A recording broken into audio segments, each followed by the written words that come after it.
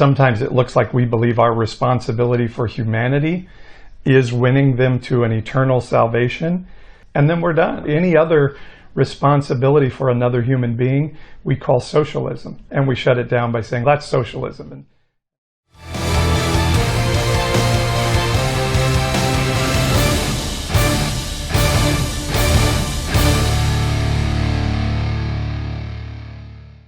Our evangelicalism now, today, in our country looks like, except for voting a certain way to ensure Supreme Court justices, we turn a blind eye to the condition of society, and all we are to think about, talk about, be concerned about is whether or not we can get another notch in our belt of someone praying the sinner's prayer.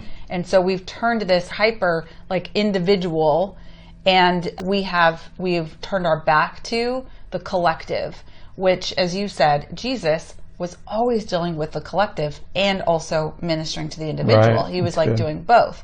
And so that's something to think about too. Does our faith prevent us from seeing the collective, society, community, whatever?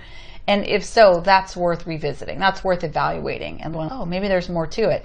I guess we're just trying to put it out there. Hey, have we created churches in our country that the only thing we care about is the altar call and whether or not someone said the sinner's prayer that week? And what does our engagement in civil government look like?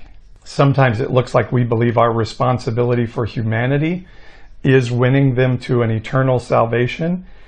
And from conception to the cutting of the umbilical cord, that we're very concerned about.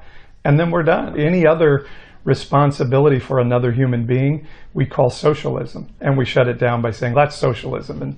And they're making their own choices. And so I think we just have to broaden our view of how God looked at civil engagement. One story that I always love is there was a temple tax, and Jesus asked Peter, who was with him, his friend there, he said, hey, do I owe this tax? And as a rabbi, the answer was, no, you don't owe the tax.